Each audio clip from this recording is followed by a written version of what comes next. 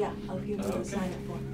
So Jay, congratulations on Nightcrawler. I love the film. I think it's very, very original because the character is kind of dark, but at the same time you feel his humanity. How did you accomplish that? I mean, it was the screenplay, first and foremost, you know, and then just constantly eyeing that, you know, what he's doing is walking a moral line that is complicated, so you can easily veer off into one side or the other, meaning, or more so, into a sort of sociopathic side. And we always, Dan and I always talked, it was our mantra throughout the movie, that we wanted, you know, the audience to root for him. Be disturbed, but also root for him. Yeah, you root for him because in a way he's very powerful and he transforms reality to his own needs, which is very unusual. Yeah. I think. Yes. Yeah. I mean, that to me is exactly what he does. And also, he takes reality and sort of turns it into a fiction. And he, you know, to me, where the lines are blurred is where things become incredibly dangerous. Do you think the way the financial world and the unemployment and the culture of internships forever are generating this type of needs to survive? Yes. I think that Lou is the product of a generation. You know, he's the product of this need for information, but also this need for sort of this idea of success, this idea of what we value, that if you can get away with it, then it's okay. You know, that is an interesting question to me. How important was it for you to produce the film as well? I know you've done big Hollywood movies and then independent films. Nowadays, it's not that easy to launch an independent film, or what do you think of it? It's fun, I think, for me as an actor, because I think on the inside, I also can keep a producerial hat, knowing that the more I prepare and the more I'm ready, the more time we will save and the more things we can get. You know, and this movie I prepared it like a play, so that these big long speeches he gives, I had memorized very early on, so that when we came in, we could do 2 or 3 takes and we could move on.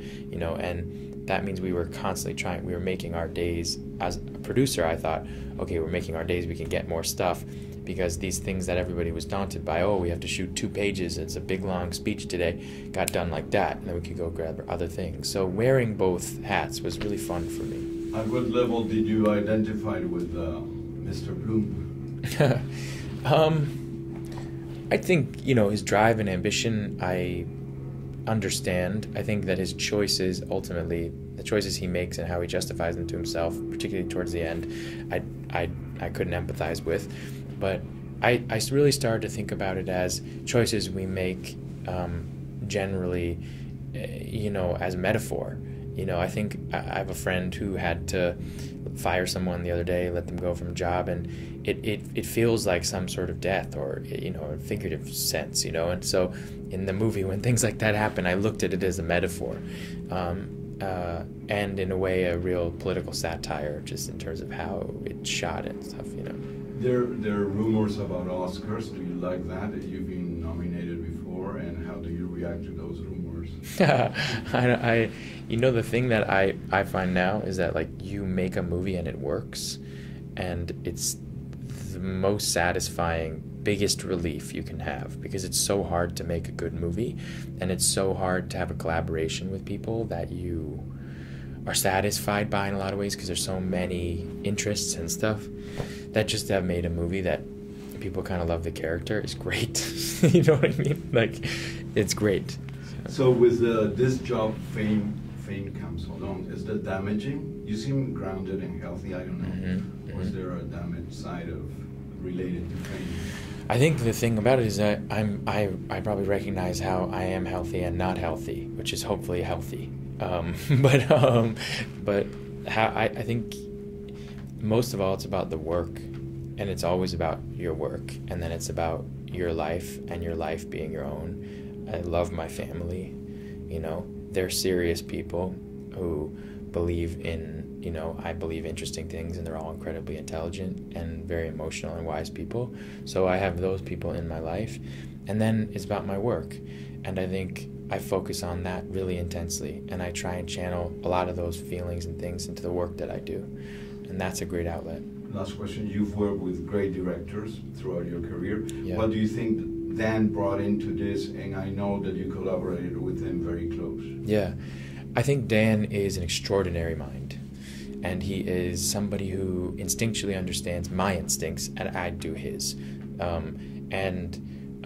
He's an artist to the highest level, and he has such an enormous heart, and his sense, he's fearless in terms of going into these places that are scary. Those are the types of filmmakers that I love.